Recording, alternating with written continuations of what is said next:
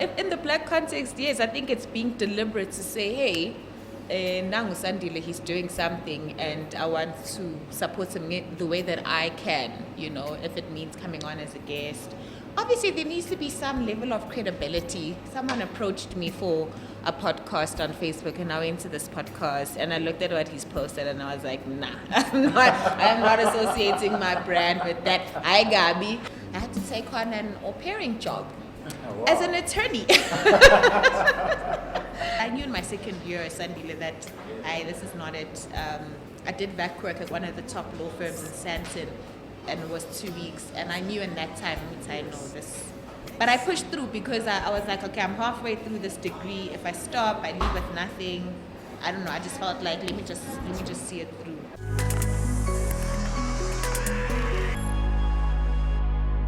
Welcome to another exciting episode of Sandile Hlangani Podcast, where entrepreneurship meets innovation. I'm your host, Sandile Hlangani.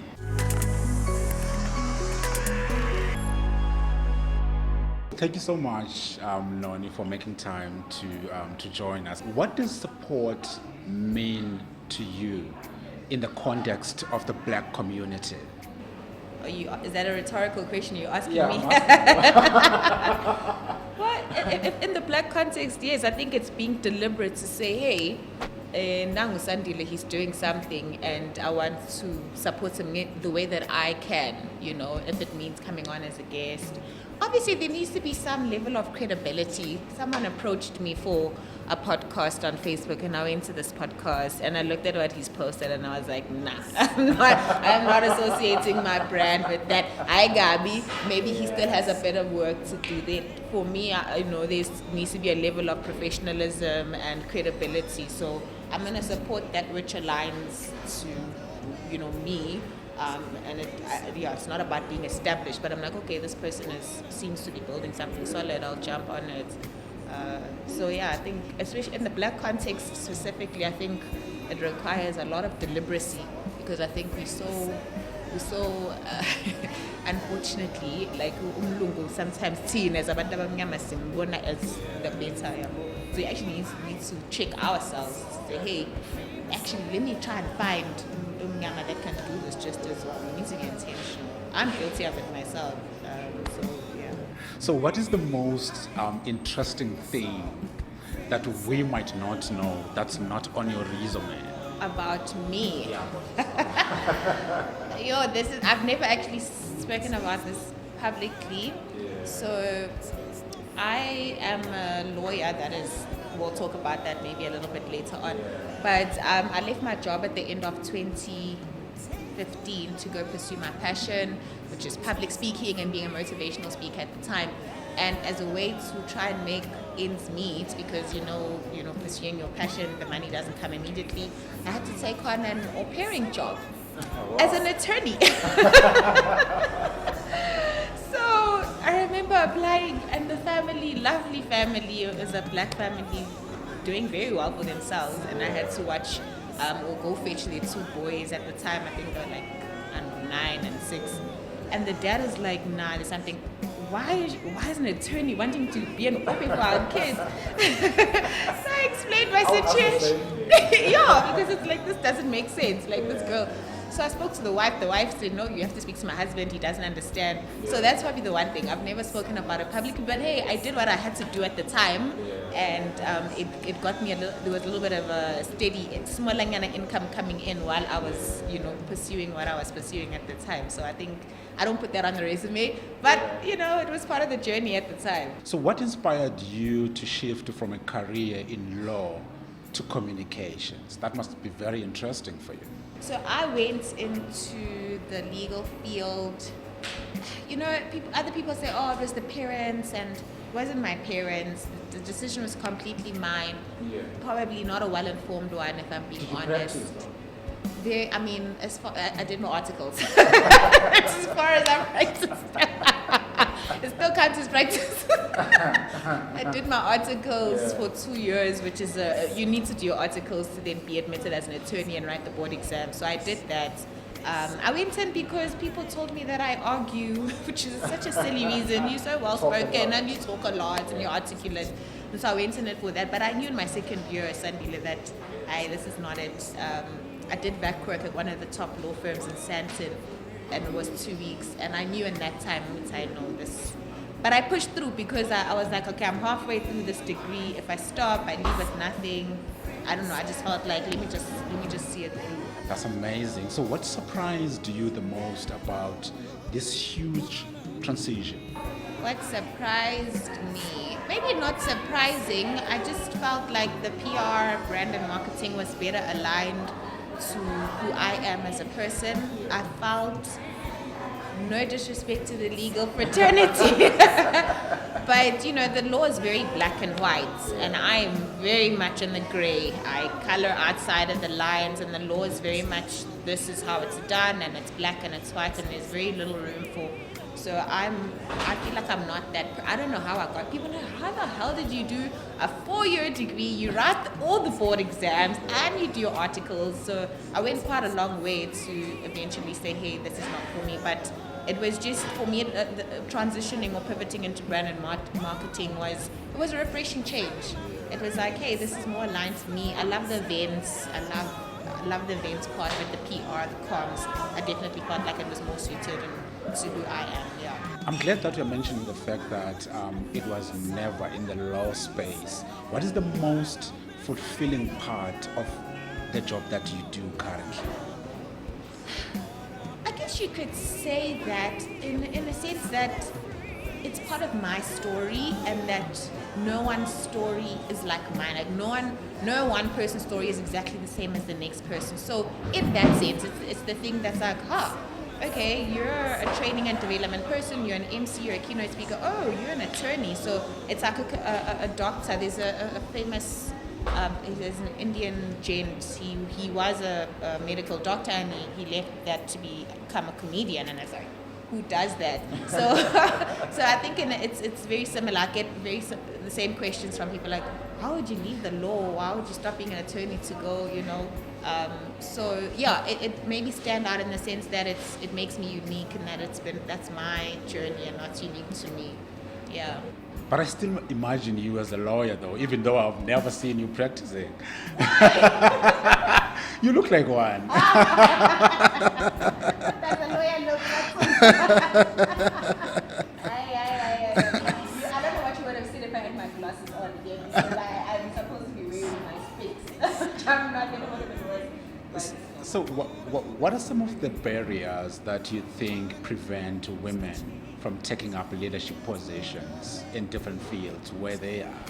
Look, I'm not going to speak for all women, but I think that a big one is definitely like imposter syndrome as women. So I actually published an article on my LinkedIn page, my first LinkedIn article. I'm so proud of myself.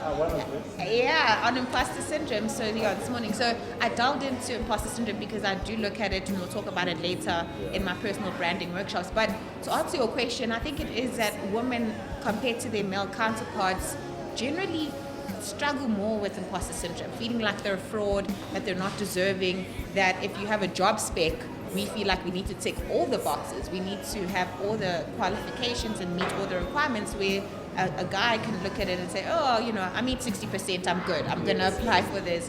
So in the past, when imposter syndrome was first coined, and the term, it was first thought to affect women or be more common amongst women. It's since been found to affect everyone. But I still believe that it does affect women more than it does men. We just feel like we're not deserving enough, and we feel like we haven't earned our titles. And so I think when you recognize that imposter syndrome, then you're better equipped to face it head on, if you will. I don't know if you can ever eradicate it and be like, okay, be gone, and I'm, you know, but I think when you disempower it, it's like fear. When you say, hey, I see you, you disempower the imposter syndrome and the fear. So I think that's what's holding a lot of women back from taking up their roles and their positions that they're very much deserving of, in my opinion. So how can we best encourage these women to pursue these careers without any fear? I think put yourself out there. Like I said, if there's a role or a leadership role or whatever it is for you that you've been eyeing, stop feeling like you need to meet all of the requirements. My goodness, like so many people get jobs and they didn't meet. They made 60% or 70%, like I just said. So if there's a role that you feel like you could perform this, even though you don't meet all of the specs, or you feel like, oh, I don't have enough experience, the worst that can happen is literally that you won't get it. That's the worst thing. So where the male counterpart puts himself out there, if they don't get it, they don't, and then life moves on. So we are so scared of even trying as women, I believe, in the first place, that we're not even giving ourselves a chance. So I think that, my advice would just be to just try it. Just put yourself out there. Do we have a bit of time? We do have time. Can I share my journey a little bit? So Take us through. yes, let me take you through. So this is not my first rodeo. So I said to you at the beginning, I left corporate. I was in a claims role in 2014. Left to go chase my dream. I did that for a year, and there was a measure of success. But I was like, okay, bills, and let me go back. And that's when I was doing the au-pair thing. And then I decided, let me step back into corporate. And the company that I had left at the time was willing to take me back because I left on good terms. So stepped back in there, and that's when the whole PR, brand and marketing role opened up. And so I've been in the financial services sector within PR, brand and marketing, loving it. And while I was in there, I pivoted, or I discovered my love for MCing, because I do love to speak. And that's when I became an MC. I started moderating panel discussions and being a facilitator, and really started to brand myself as the PR, brand and marketing lady in financial services who also does MC work, panel moderation, and brand and personal brand coaching and development. So for the last 8 years, I was in the financial services sector doing that. And then recently, just like you, also decided, let me try again. So this is now my second attempt at this entrepreneurship journey. I founded my company in 2016. It's called People with Purpose Consulting, training and development provider. We train on a variety of skills, but primarily focusing on public speaking and presentation skills, as well as personal branding and just overall work readiness skills for interns and graduates stepping into the working space. So let's just turn our attention now to personal branding, which I believe it's what you are currently doing. What are some of the elements that you feel are important in building a personal brand? So maybe personal branding, and why I love to teach around it is because I've seen its value and its benefits in my own career as I've been coming up. So there's many elements, if I can put it that way, and it can be broad and layered. So can I focus on the professional side of it? Because it can get complicated if you start looking at it in very broad terms. But I like the definition I recently came across, which is that personal branding is the intentional and strategic practice of adding value, of how you add value and how you're expressing that value. So I like to focus on, 1, the intentional part, 2, what value are you adding, who are you, and then lastly, how are you expressing that. So if you don't, there's a famous quote by Jeff Bezos where he says, your personal brand is what people say about you when you leave the room. So your personal brand speaks for you when you are not in the room. If you're not deliberate about curating that personal brand, then you're kind of leaving it to chance, and people can kind of make up their own assumptions. I'm not saying it's not an exact science. You're never going to influence everybody to have this accurate perception of who you are, but at least when you're being intentional, you're taking charge of it, and you're still in control about curating who Sandile is, for example. So for me, it is about the intentionality of putting out there to the world who I am. What do I want people to know me for? I want people to know me as a panel moderator. I want them to know me as a personal branding expert. I want them to know me as fill in the blank. You know what I mean? So how do you then define authenticity in personal branding? Authenticity, I'm going to, I feel like I don't have straight answers for you. But it's such a buzzword, and everyone tells us, you need to be authentic and be yourself. And then in some ways, sometimes it feels like personal branding, someone said this in one of the interviews, like it's a bit of a contradiction, because you're telling me to curate this brand and put out there this these parts of myself. But let's be honest, people are not going to put out bad stuff about themselves. So it's like you're curating this brand and you're only showing the world this part of you. Is that still being authentic? You know, and I was like, that's an interesting point. I'm going to answer that this way, and I love this breakdown of authenticity. Trevor Noah, there's this like really cool video that I share in my workshops where he talks about context-based authenticity. When you look at authenticity, it has to be juxtaposed against the context and the environment that you find yourself in. So, you know, who you are at work, as an example, you can't be all of yourself all the time with everyone and not measure. Yeah. You know what I mean? So you're as authentic as you need to be in the environment that you find yourself in. So I really loved that. The me I am at home, I'm still me, but that's the authentic me in the home space with my friends, with my colleagues, with my family, etc., etc. So you're not being fake and not being yourself. It's just understanding that there's different dimensions to you, and that you're as authentic as you need to be, depending on the environment that you're in. I'm not sure if that's making sense. So that's how I really like that explanation, because I'm not going to be the same in all of the settings that I find myself in. And the same goes for social media, if we're looking at that, like choosing what you want to share with your social media audience. So one of the things that we struggle with as a people when building these brands is consistency. How important is consistency when you build a brand? If we're looking at personal branding, we're talking about it in the digital context, because there's the in-person personal branding and then there's the digital part, right? So absolutely important. Like if you're posting once every 6 months, then your content is not consistent. Also, I also equally understand that, especially with the work that I do, I'm speaking to people from various backgrounds, and not everyone is a content creator or is going to now have a schedule and be posting 5 times a week. That's not going to be the case. But, even if it is, whatever it is for you, but there must be some level of consistency. You can't post, 5 times a week and then we don't hear from you for another 7 months and then you post again. So it is important to maintain some kind of level of consistency, and also I think that also builds credibility with your audience, that they can come to expect that from you because you're speaking to an audience. And so the trust is built between you and your audience, and then the credibility as well. You're consistent with the content that you share. Obviously, you are also building a personal brand for yourself. So where do you see that brand in 5 years' time? There's nothing new under the sun. That's what I say. I say to the people that I talk to, like, everything has been done.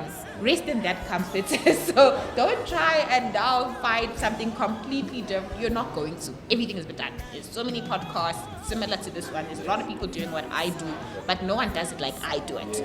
No one does this podcast the way that you do it. So that needs to be your superpower and your strength. There's many people who are leaders. I made an example. Again, Trevor Noah, because I love him. But, there's a lot of comedians who are like hilarious, they're funny, but no one has his brand of humor. He is intelligent, he's highly knowledgeable, and he's very knowledgeable. He reads a lot. So we know that with him, we're laughing and learning. We've come to expect that from him, where the case, it might be different maybe with a Kevin Hart, no disrespect, but he's got a different brand of humor, you know what I mean? So that must be your superpower. Understand that there's nothing new under the sun, but no one does it the way that you do it, because only you have a combination of your experience, talent, skills, story. Only you have that, and lean on that. Oh, you love comedy as well? I do. Or you just have a thing for Trevor Noah? No, I am. I do love. Who doesn't love a good laugh? Come on, Sandile.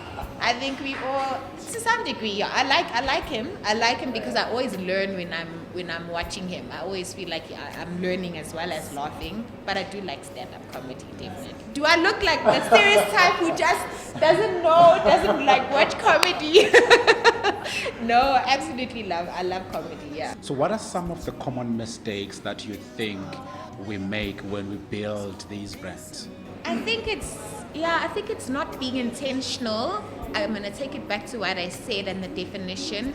It's the value you bring and as well as how you express it, maybe. So, and again, I'm not saying box yourself, because people have different interests and passions, but I think just really being deliberate about what kind of content you want people to know you for, and as opposed to just literally just being haphazard and just posting randomly whatever whenever.